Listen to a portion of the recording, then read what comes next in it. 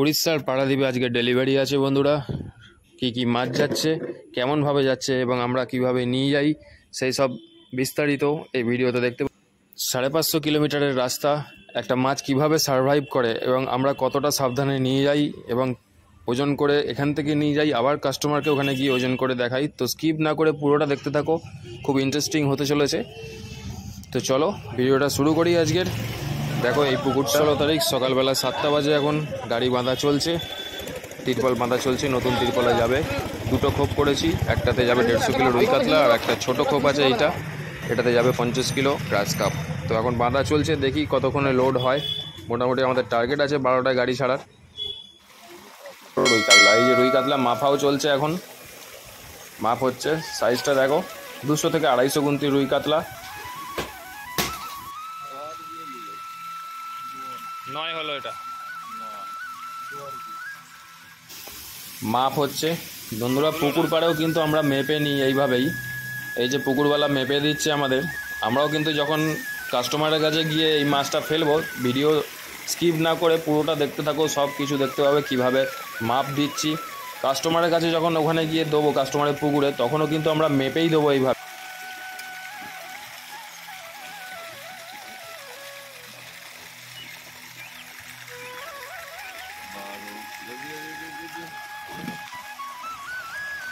চলো এবার বন্ধুরা গাড়ির মধ্যে দেখি মাছটা কি অবস্থা, কতটা কি মরেছে, কতটা কি আছে, কি অবস্থায় আছে দেখি একবার।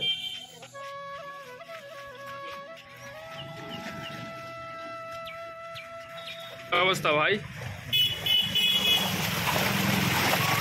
কি অবস্থা? অবস্থা কি বাকি ঠিক আছে সব মাছ? ও তো দু একটা থাকবে বন্ধুরা। হিলটা দিচ্ছে ওই জন্য দেখো সব মাছ কিন্তু জলের তলায়। আর এই যে আমাদের সেকেন্ড মাছ গ্রাস কাপ, কাস্টমারের রিকোয়ারমেন্ট ছিল 200-250 গুনতির, কিন্তু হয়নি, ওই লাইন পাওয়া যায়নি, ওই জন্য 150 গুনতি গ্রাস কাপ নিয়ে যাচ্ছি আমরা। খুব সুন্দর মাছ আছে গ্রাস কাপ, হাঁড়ির মধ্যে দেখেই বুঝতে পারছো। এই যে মাপ হচ্ছে,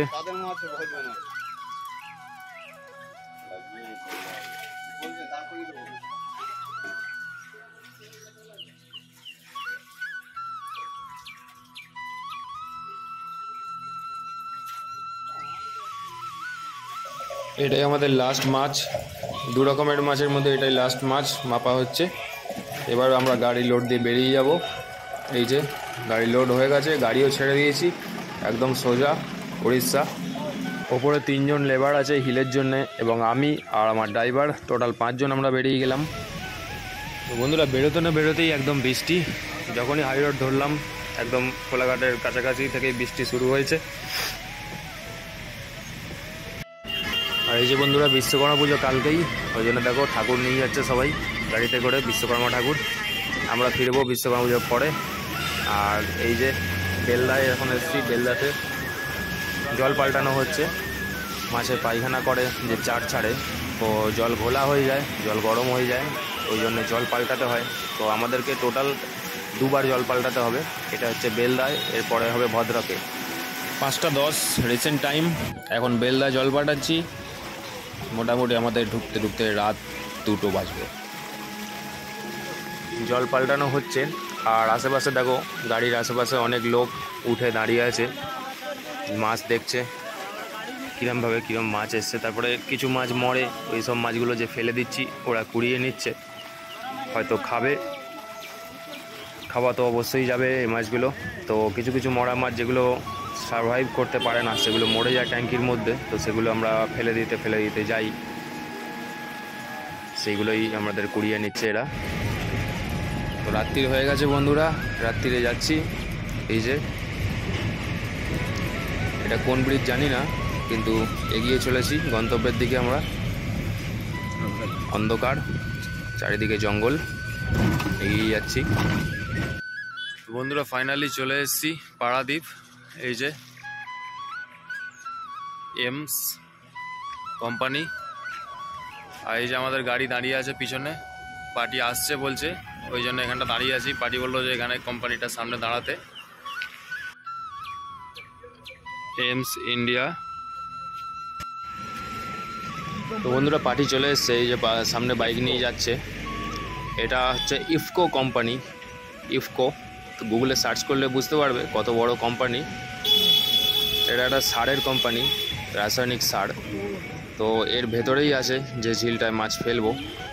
তো চলো মাছ কীভাবে ফেলছি, কীভাবে মাপছি সবই মাছ খালি করা চলছে বন্ধুরা। এই যে গাড়ি খালি হচ্ছে, আর আমি এখন দাঁড়িয়ে আছি মোটামুটি 20 ফুট ওপরে। এই যে পাঁচিলের মধ্যে, আর আমার পাঁচিলের পিছন দিকে হচ্ছে এই যে পুকুর, 150 বিঘা, এখানেই মাল পড়ছে। আর এখন টাইম হচ্ছে 4:10 টাইম।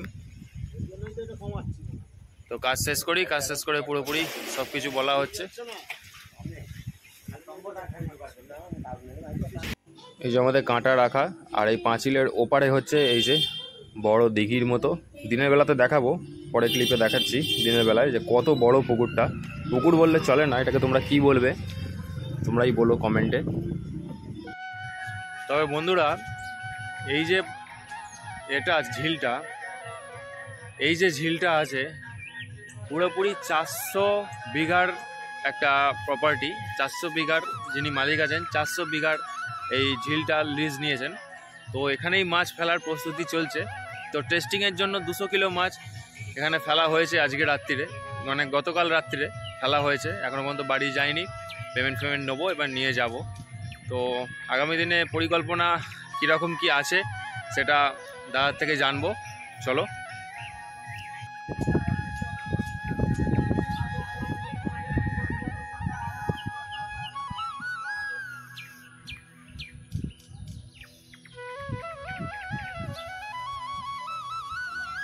দাদা নিয়ে যাচ্ছে আমাদের একদম ঝিলের পাড় দিয়ে, বললো যে চলো ঝিলটার দিনের বেলাতে দেখবে একবার কত বড় কীরকম কি আছে। ওই যে দাদা যাচ্ছে, আমিও পিছন ঘুরছি ঝিলের পাড়ে।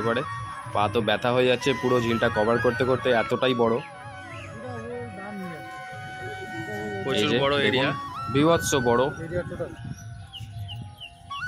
আমাদের এত বড় এরিয়ার ওনার হচ্ছে এই দাদা। আপনার নামটা কি আছে? অনুপ মণ্ডল।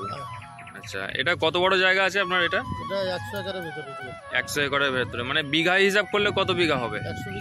100 বিঘা। আর যেটা বলতে চাইছি আমি, মানে এই তো 200 কিলো মাছ ছাড়লেন, এর মধ্যে কি আগে কোনো মাছ ছাড়া ছিল? আগে চিংড়ি মাছ আছে।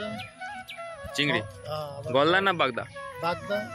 আচ্ছা। কন্টাল, চাবড়া চিংড়ি আছে। আচ্ছা, খঙ্গা আছে।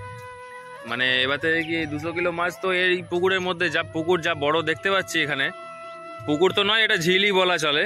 তো এই ঝিলের মধ্যে 200 কিলো মাছ তো কিছুই নয়। আগামী দিনে কি এর থেকে বড় কিছু পরিকল্পনা আছে? হ্যাঁ, আগামী দিনে একবার 10 কুইন্টাল মাছ ফেলাবার প্রোগ্রাম আছে। এটা 200 কিলো টেস্টিংয়ের জন্য নেওয়া হলো নাকি? আচ্ছা, এই জায়গাটার নাম কি আছে? এটা পারাদ্বীপ, উড়িষ্যা। আচ্ছা।